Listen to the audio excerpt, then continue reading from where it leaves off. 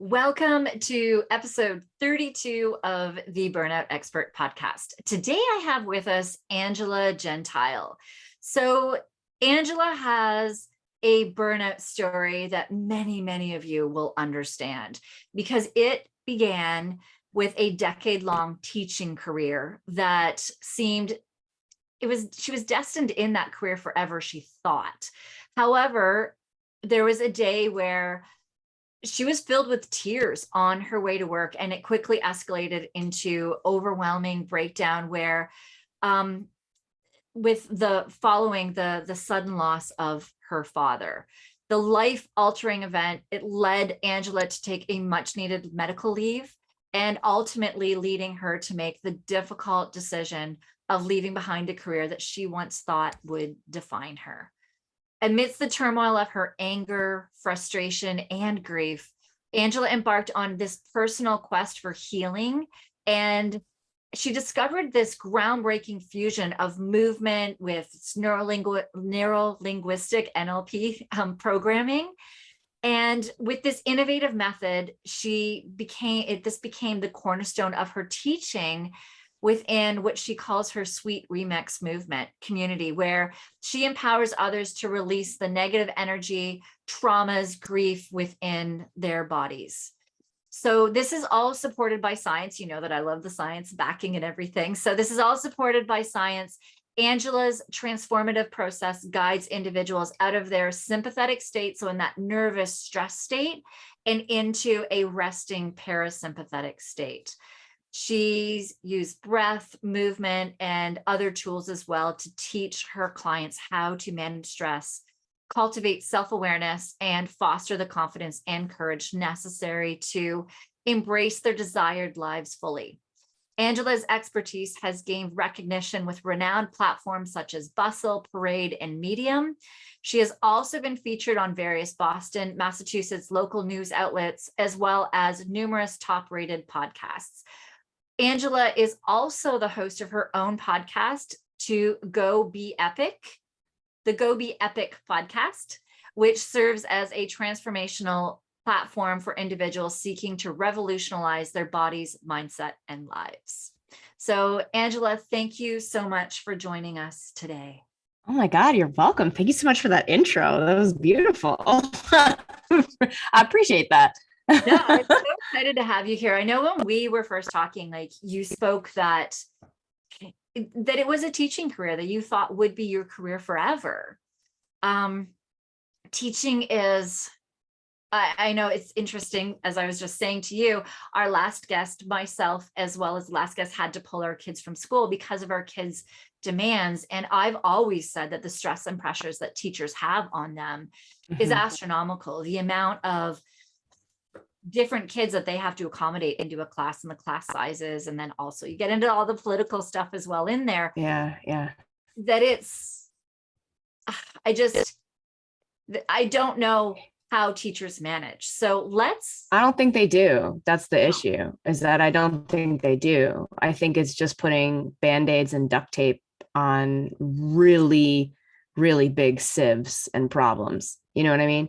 So Absolutely. Yeah, I don't think they do. I don't think they do. So let's dive into that a little bit, just for people to understand from a teacher's perspective. Yeah. Classroom. What did lead to your burnout?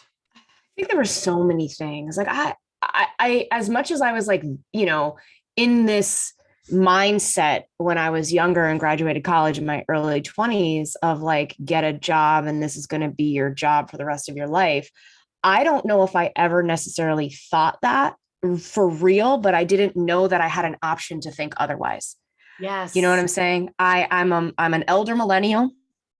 I'm in my 40s, and I grew up with this like very distinct deference of do as you're told, like be a good girl, take care of people, your needs don't matter, everybody else before you, and your worth is wrapped up in productivity. So if you want to be loved and liked and successful, you got to do more, you got to hustle, right? So I think that was overt and very submissive in my life, just as a little side note. And And when I got into my career in teaching, it wasn't necessarily something that I was like, I want to be a teacher. This is my life calling. I don't think I ever felt that. It was just, I didn't know what else to do. And there wasn't anything around me at the time where someone was like, you have a big personality, baby girl. You're real creative and you like to inspire and perform and motivate people. It was like, go be a teacher. And I was like, okay, I really just want to like rent a van or buy a van, like before van life was a thing. And I really just wanted to go and travel cross country and explore the world. But, you know, in order to have a successful life, you have to go to college. You have to do this thing. You should. And I was like, okay, I guess I should. I don't want to disappoint anybody. I don't want to piss anybody off. So I became a teacher, not because I didn't love like motivating and inspiring, but I was just like, I guess that's what I should do. So I'm in my early 20s and I was like, I don't love this. I don't love this, but I was already in it. You know what I mean? I was already like neck deep in it, and I had a degree and I was tenured. And yeah, so I was like, I guess it must be me. That's the problem, not the job for me. Right. Because I started to feel like this anxiety and this like anger and like this wasn't right. And I felt so overwhelmed by the tasks. I just remember I transferred into a new school with a whole new curriculum. I was 26 and it was just like, here's the stack of books. So it was like Wuthering Heights. I was an English teacher, high school English teacher. So it was Wuthering Heights, Oliver Twist, The Tempest, and Julius Caesar. And I can't, there were like 12 books that I needed to read within 2 months. And I was like, what do I do? And they're like, teach the books. I was like, but how? Like, I don't know how to do this. What? Teach them what? And they're like, figure it out. And then you figured it out. And they're like, yeah, but not that. I was like, I have no guidance. And I just kept like failing over and over and over again. And it was like, well, you're not doing enough. You didn't do it right. And then I would be like, well, what do I do? And they're like, figure it out. And then I do it. And it's like, you're not doing it right. You suck. You failed. And I'm like, well, what do I do? It was just this cycle that I got really frustrated with. And I couldn't be creative in a way that served me, that I was like alive with. And I just felt so like suppressed and wrong, like every day. And that started to weigh on me, and it started to weigh on my self-worth. Because if everything around you, I was young, y'all, I was young, and I'm just like wanting to fit in. I want to be part of something. And I felt like I wasn't doing enough because I wasn't succeeding enough. So therefore I wasn't enough. And years and years and years and years of that, 5, 7 years of that, I was a mess. And I think this cycle was playing into this default operating system that I had around work hard.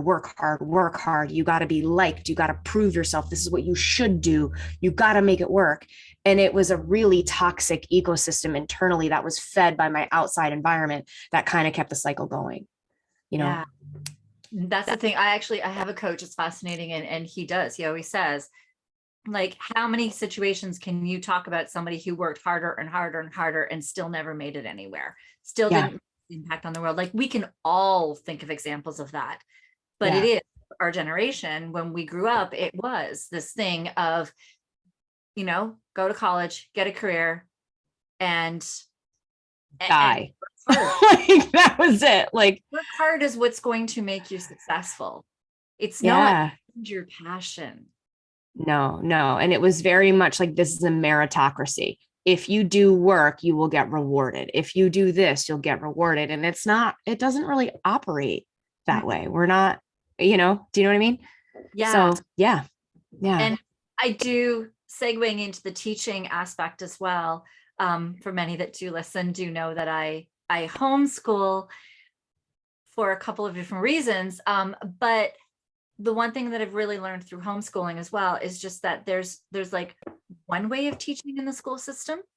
And there are these phenomenal teachers at times that can just child whisper and be able to figure out how to work these kids where they are kind of working through the system, but in their own way. But it is so hard to do because I've seen so many teachers get their wings clipped because they want to do things their way, in this way that is inspiring and works for them and gets everything out there. But the system is in place, and it has to be the way the system needs it to be. That quite often as well, this is with many careers, where you go into a career as well with this vision, with this dream, with this goal of what you want to do. And then once you get there, you realize that vision you have, you're hitting roadblocks all of the way every time that you're trying to make that impact with these kids or bring that creativity in you out in them. It's squashed in you. Absolutely. Yeah. And I got so tired. I was so angry because I felt like my gifts weren't being utilized. Yeah. I am magic. I'm not trying to be cocky here, but like, I am magic. I have a really beautiful ability to see people and inspire people and hold space. Like, I see you, I hear you, you matter. Like, that's a gift. And not being able to do that and stifle that to teach the curriculum, which might not be applicable all the time in certain situations. I just was like, I'm done. I hate this. And rather than make a choice to say I'm done, I let it erode me. Mm-hmm. I let myself get angry because I was so resentful that I wasn't able to thrive and shine. And I felt very disempowered. Like, how could you do this to me? I felt like the whole system was doing this to me versus, and I think that's what led to my burnout, is that I kept going on this hamster wheel, running faster, doing more, carrying more, always to find myself in the same place. And I was like, it took my father dying for me to have this like awakening of, this is never going to change. And I'm burnt out because I want this to change. I'm burnt out because the way I'm operating and the way I have to, and I'm air quoting, the way that I have to operate here doesn't work for who I am now called to be in my 30s now. Right. And it heading into my 40s. I was like, this isn't working. And I'm fighting against it. And I'm burning myself out trying to change the system because the system is hard on me. It doesn't feel right for me. And what I realized through loss and grief was that wasn't going to change. The only thing that I could change was my environment. And that's when I knew it was time to go. And so, yeah, we need to repeat some of the stuff that you did. Yeah, sure. Right? We need to, because it's that thing where we have this vision of what we can do when we get into jobs that can make change. I've seen this in first responders so much, where they get into the job where they just want to save people. They just want to help people. But once they get in, there's so many red tape. Right. There's all of these things that don't allow them to do things to their ability, that if we often asked the teachers, if we often asked the first responders, we often ask the people that are working right in the trenches of their job, what ways could we improve this for these people? The ideas and the information that they could have to make these changes that would be so beneficial for the kids, for helping people, for doing these things, would just be there. But you're often bumping into red tape, bumping your head. Yeah, because this want to make this change. Yeah, because I mean, to be fully honest, I don't really think that the system has any intention of changing. No, I think the system is designed to do what it does. And until we start to revisit what we want the system to truly do, then we can start fixing it. But I'm not sure, and I can only speak on my experience, but I don't know. I don't think it really has any intention of changing, to be honest. Completely. So we can, and that was my conclusion, which I was like, okay, if I continue to try to run up against a freaking steel wall, I am going to find myself broken, hurting, in pain every single time. That steel wall is impenetrable. Cool. Yeah. So why don't I just take my gifts and go use them elsewhere and make change in a different avenue? Because that wasn't it. Right. Not just your gifts, but your gifts and your dreams, your goals, your wants, your desires. Absolutely. Right. Like so many people get into these careers with these goals, these dreams, these desires to make these changes, and they can't. So where else can you do that? Yeah. And that's what you did. But then there's also that fear of change. Yes. Yep. That's why I stayed for 8 years. Like I was so miserable for like 8 years. So you kept bumping into this steel wall, trying to make change internally because you were afraid to break out another way and make change in another direction. I didn't believe in myself.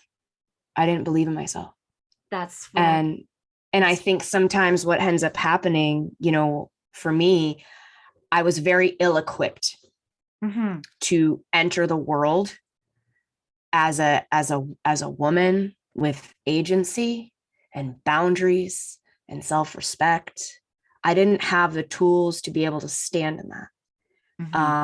And why? It's not anybody's fault, but when we look around of how we got our skill sets, the people in my life they couldn't give what they didn't have.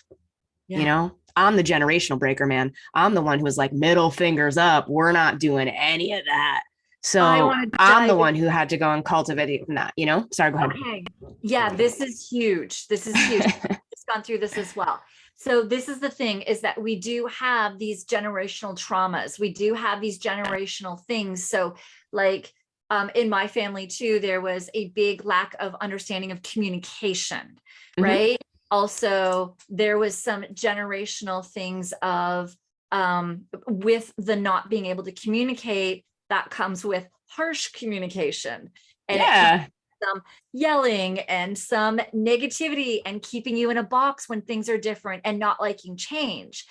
That there are so many things as well that if we start looking back, and not in a blame way, I do always say that my job as a parent is to do better than my parents did. And that was their job and their job. It just depends on how much crap we keep trying to change, that we need to eventually be that generation breaker, that breaker of those trends and the way things are, which is fascinating that this podcast is happening now, because the one that I did just have as well, talked about breaking our kids out of that school system and trying to find their light and where they shine and where they are, to bring that out in them, which is breaking generational gaps in exactly what you said when you started this podcast of you were taught that you went to college, you got this job, you worked hard, you pushed, you did things, and like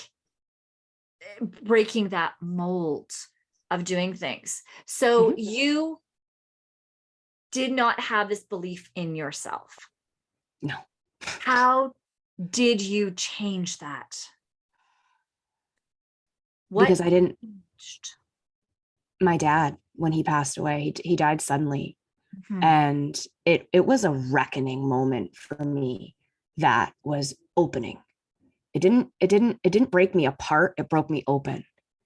And it made me have this emotional, physical, spiritual purge of all the things that I was holding on to that weren't mine. And I just had a yard sale. I just had a freaking yard sale. And then I was like, what is all this? What's mine? What's mine to put back? And what was given to me by force? What was given to me subconsciously? What programming was I believing in that wasn't necessarily mine? Who gave that to me? Yes. And I knew that I couldn't work through grief with this old default. Can I swear? Yeah, absolutely. I prefer not. No. Yeah, this shit. I couldn't use this shit that I was given. You know, it wasn't working anymore. And I couldn't hold all of the stuff that wasn't mine anymore inside of me, and the feelings that actually were mine. I didn't have space for grief and all the shit. Did you know what your feelings were versus the feelings you thought you had to have at the beginning? no, that's what I'm saying. There was just so much. There was so much happening that I Yeah. was like, I couldn't function. I couldn't go to work. I couldn't go to work. My friends, God bless them, because they had to come over. I was living alone and by myself.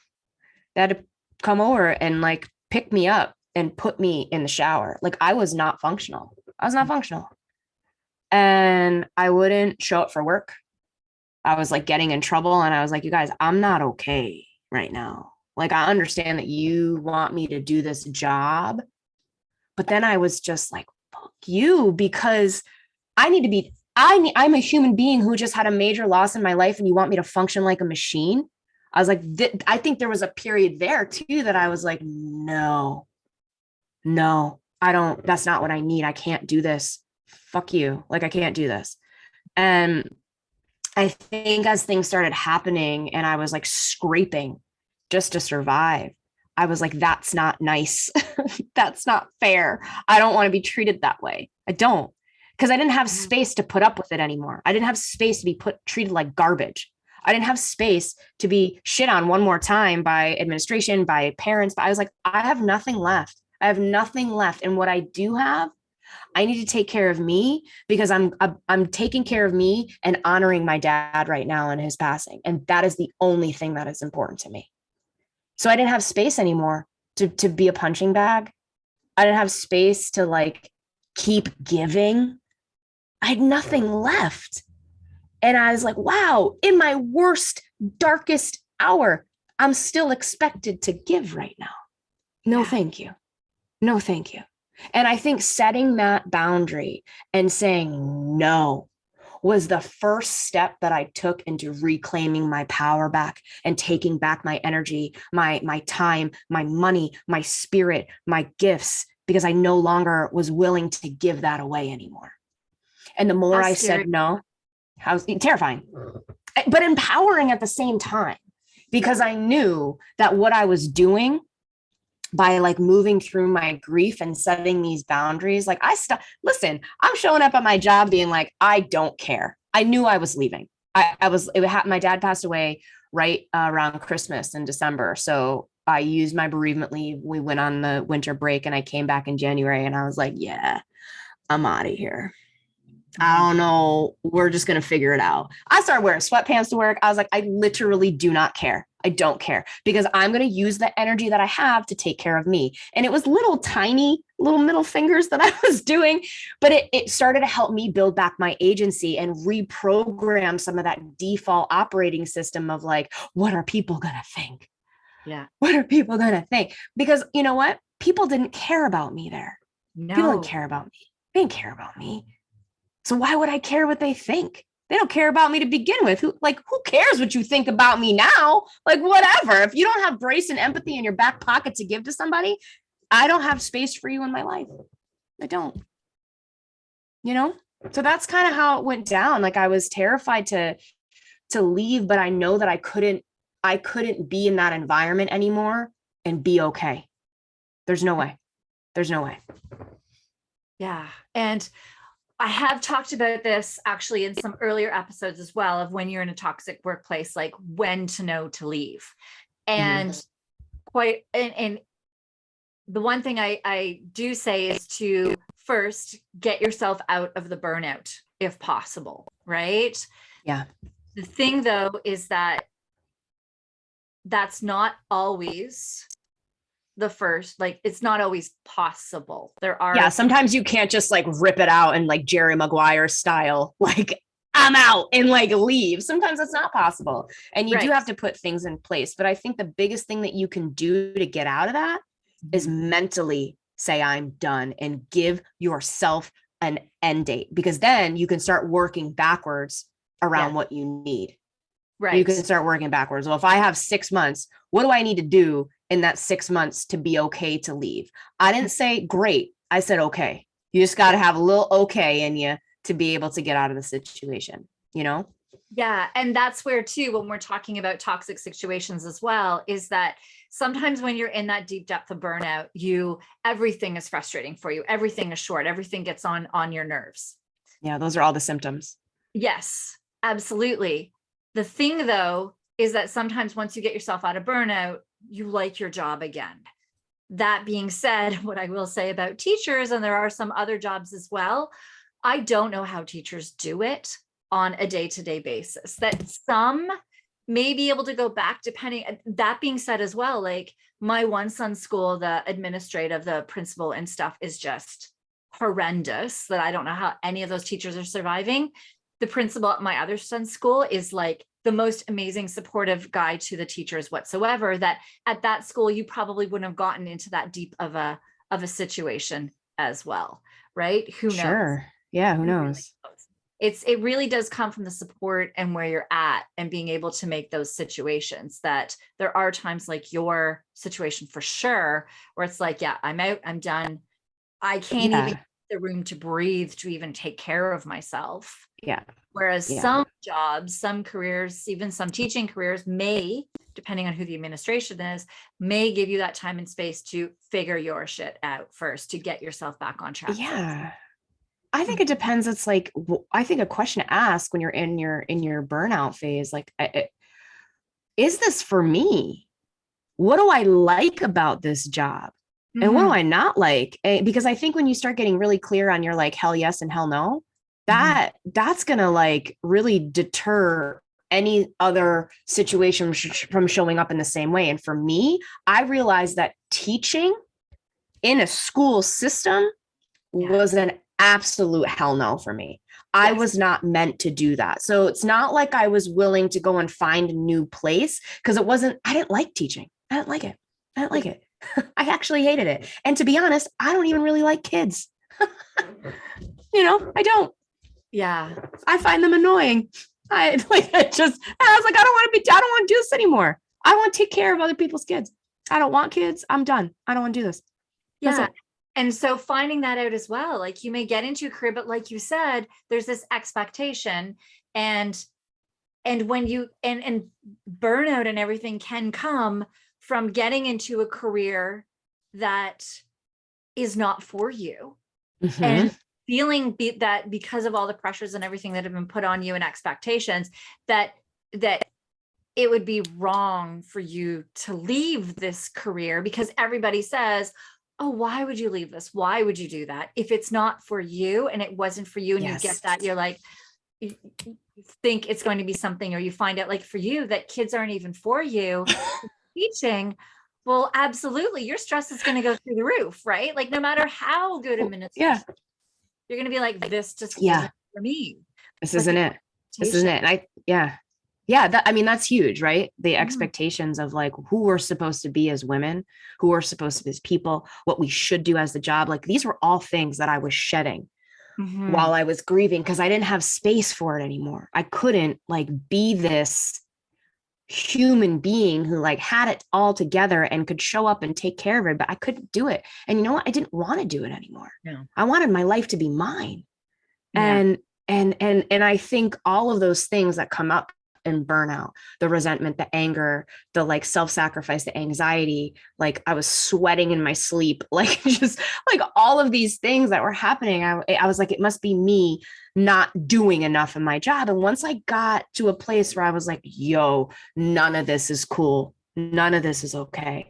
I was able to start looking at, well, what do I actually want to do? I let go of the expectations of who people wanted me to be. And I was really hyper-focused on like who I was called to be. And I found that those two things were not in sync with each other, and I didn't have space to show up as anybody else other than me, because I didn't want to dishonor my dad and his passing by not living the hell out of my life. I knew that there was a gift here, and the gift was to redirect and realign me into a life that I loved, not one that I should do because someone told me along the way that this is how I needed to act and who I needed to be. You know what I mean? So that was like the clarity for me to get out of the cycle of like hating my life, being tired, being angry. When I tell people that was who I used to be and they meet me now, they're like, really? Yeah. Like we can't see it. I was like, I know, because I'm happy. I'm calm. I don't do things anymore that, sacrifice me. I'm actually like okay in my life and I have boundaries and I say no now. Like, it's a beautiful place to be. Yeah. So, but there's a big gap between that place of realizing you need to start doing this, figuring out how the heck do I do this, to where you are now. So how did you get there? Like, what were your first steps? Fumbling, not fumbling? What were they, and how did you get out? I mean, the first step I did was make the commitment that said I was done. Yes. I was done. Mhm. And then from there, I kind of made a plan. I was like, what do I need to have? How much money do I need to have? How am I going to find, because I was already doing like fitness and teaching classes in the background, but I was like, I'm going to full throttle with this. So I was like, what do I need to do to like transition and pivot? So even though I wouldn't even call it like a plan, because I didn't know anything about running a business. I was just like, I'm doing this thing with fitness and teaching classes and it's mindful. I'm going to do that. I was like, I don't know how many more classes do I need to teach, like clients, this and that. And I started like really spending my energy on getting those things done. So if it was 100% teaching, I was like, okay, 80% teaching, 20% focusing on my business. And then it was 70-30, then it was 60-40. And then it was like 100% focusing on my business. I'm just sitting at this desk because I'm done. I'm done. And yeah, so it was like a gradual, I think, plan that I made that provided me with control, because now I knew that I was in control of my life. I was in control of where I was putting my time, money, and energy, which also built my confidence to say, okay, I know that I can do this. And because I was surviving grief, I was like, look at how brave you are, courageous, getting up every day and surviving this. Like, girl, you could do anything. Like, what's the worst that happens? You lose money, you'll make more, And I switched my mindset. I really started looking at what was in my control. And I don't think anybody really has any control over how much money we make. That's a myth. That's a myth. Even if you're in a job that gives you a paycheck, you don't have control over that. They can let you go at any single day. What we do have control over is how we feel about ourselves, how much effort we're putting towards something, how much energy we're giving, where we're putting our time, our energy. So I started looking at like what I was actually in control over, how positive I was, how focused I was. And that helped me to really like be okay with the potential of financial struggle. You know what I mean? And I was okay with that. And it was a risk that I was willing to take because I knew that I was always going to figure out a way to make it work. Yeah. If that makes sense. Yeah, absolutely. So I do know that in your story, you took the things that you learned. So you did some NLP. Was it, so neurolingual, we stumble on this word. I don't know. Neurolinguistic programming. I got you. No, I don't know why. It's the one word I know it. It doesn't roll off the tongue very easily, though. I will say that. I can spell it. I can't say it. So with the neurolinguistic programming or whatever, so you brought that into. So how did that play in your healing, and how did that transition into you then using that to help others as well? Well, I think it's like, as I'm practicing this, as I'm restructuring my mindset, taking me out of I can't, I'm not, I won't, that immediately shuts down opportunity. You know what I mean? That isn't welcoming in problem solving. That isn't welcoming evolution. It is allowing you to sit like a rock in the sand, right? So when we start looking at the way that we're talking to ourselves, words carry energy, words carry vibration. If we shift that and just change what we're saying, we allow opportunity for possibility, for growth, for evolution, versus if I'm saying I can't versus I'm challenged by this. Well, wait a second. I'm challenged by this now opens up solutions, possibility, and growth. I can't just shuts it down and we walk away. You know what I mean? So allowing the semantics of what we're saying to change can be really powerful for opening up new doors and possibilities. So with that knowing, I allowed that to be part of my movement. of what am I feeling? What am I feeling in my body? Like practicing that embodiment of like what's coming up for me. Because I felt so much that I oftentimes couldn't name, was this anger? Was this rage? Was this sadness? Was this grief? Was this love? And I was like, okay, cool. It's everything. I feel everything all the time. But what was I feeling right now in this moment that wasn't serving me? And I was able to be like, oh, okay, this narrative isn't working for me, that I'm stuck. I can't, that I'm never going to feel joy again. I have to let that go. I have to move that out of my body. I am using my movement right now as an opportunity to free myself from that toxic shit that's coming up for me, that's keeping me stuck, that's keeping me right here in this place that I don't want to be.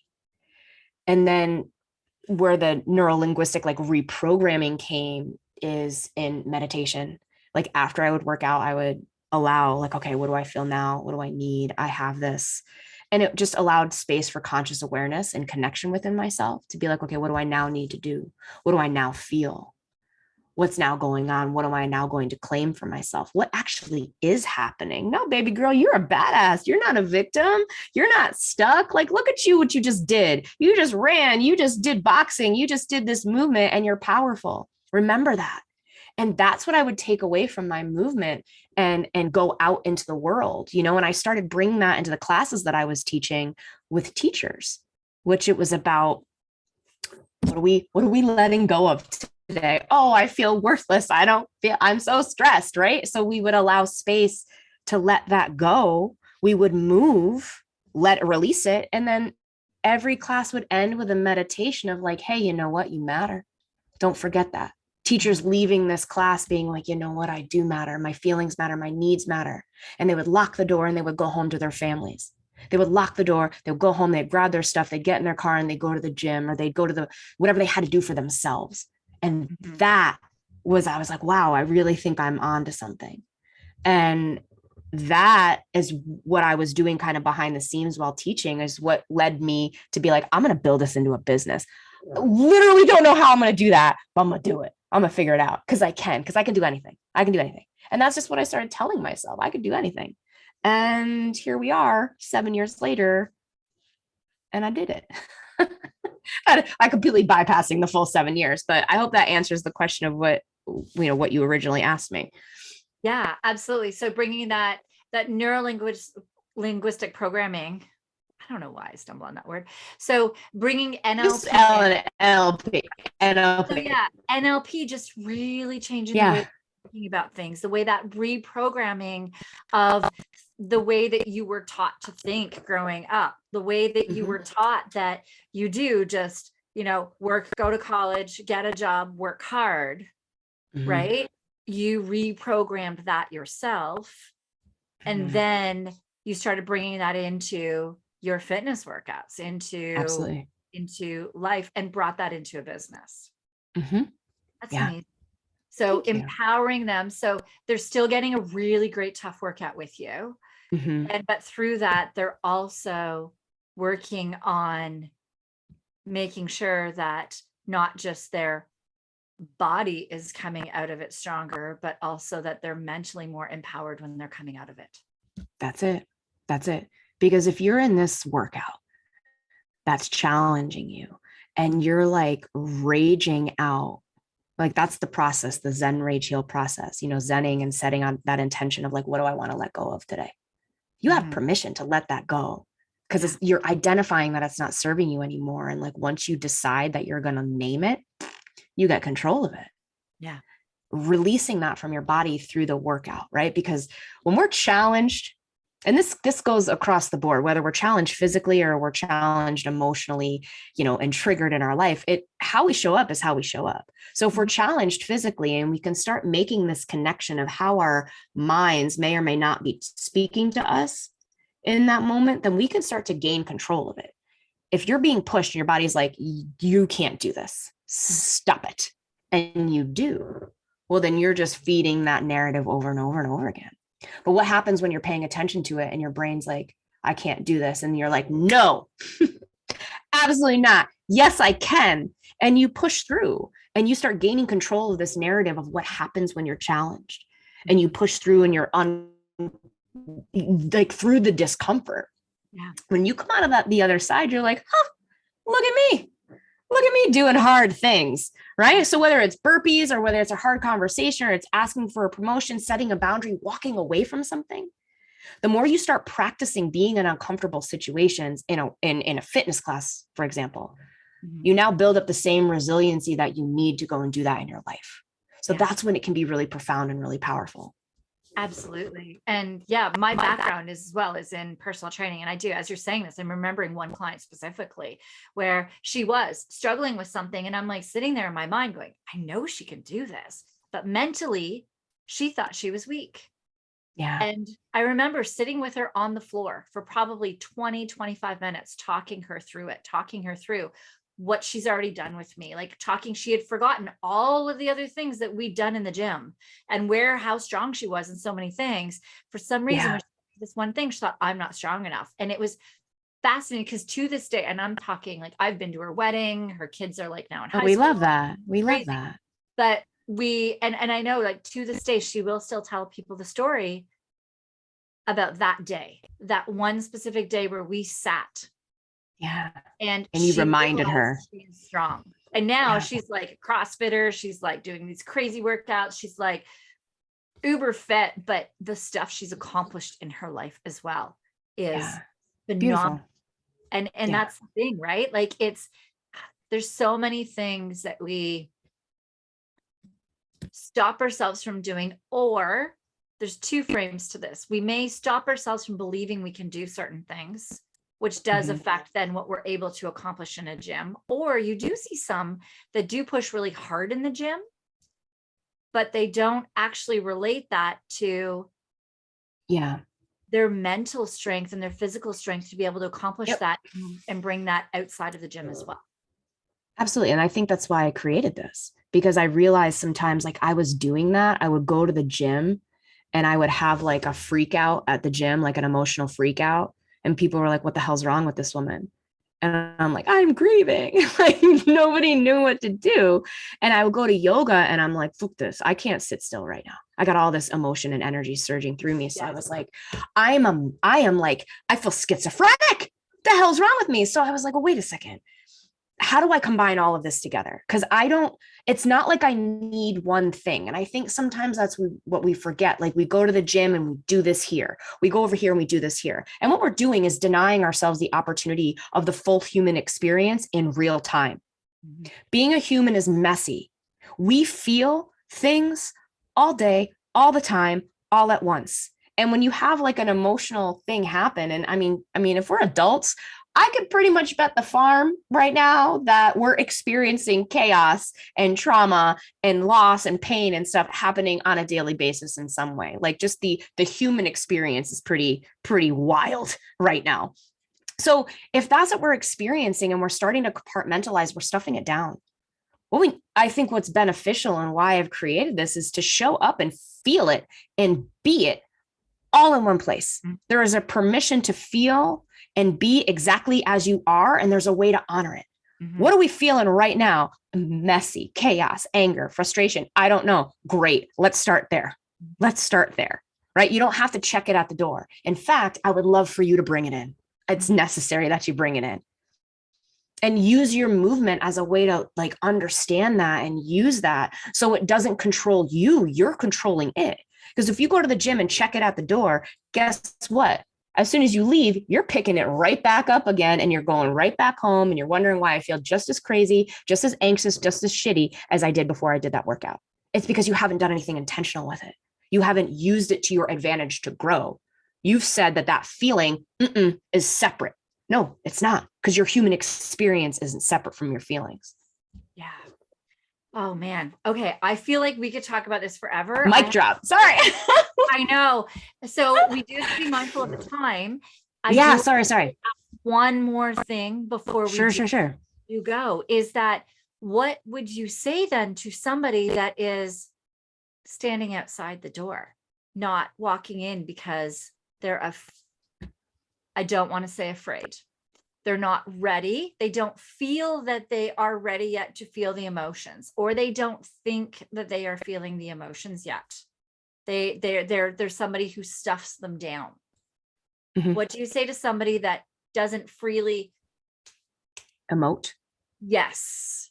How's that working out for you? That's my question. Mhm. I'm not here to force anybody. I will never force you. I'm not, nope. You will show up when you're ready. But my question is, if this is what we've been doing, this is that default operating system, this is what's leading to the burnout, this is what's leading to the anger, to the frustration. So how's it working out? If we continue to do what we're doing, we will get what we keep getting. So what you are actually asked to do right now that is uncomfortable for you, it's because you're being asked to do something you've never done, to go to a place you've never been. So if you want that change in your life, the thing that you keep seeing that you're like, oh, that's what I want. You haven't been there before, and you can't get there until you do something that's different and challenging and uncomfortable. So maybe that is starting to have a conversation with yourself about what you feel. And you'll do that in your own way and in your own time. And that can be with anything. Until you do the thing that you're called to do, that's hard. Doing that is going to be the catalyst to get you where you want to go. Otherwise, you're just going to stay right here. And the next question is, how much longer are you willing to do that? How much longer are you willing to put your dreams, your life, your goals, your health, your sanity, your joy on hold? And only you know that answer. Yeah. Mic drop. Mic drop. Yeah. I think we do need to leave that there. I need people to go and rewind that, honestly, because change sucks. It's uncomfortable. You have to be vulnerable, and you have to dive into places that you've never dove before, but that's where change happens, which is why people stay so stuck. Yeah. I mean, look, like, you can do it on your own and you can feel empowered by it, or the world's going to show you. The world took somebody that I loved for me to get my life together and for me to start having conversations with myself. And like, if I could serve as any testament, that you have the opportunity right now to live your life full of joy with the people that you love while they're still here. Because my dad doesn't get to see this version of me who was so in love with her life and such a good, grounded human. He got a version of me that kind of sucked. That really sucked. And what sucks even more is that that's what I got to share with him. You know what I mean? So if anything I'm saying right now, you have an opportunity to really live the hell out of your life with the people that you love while they are still here. So what are we waiting for?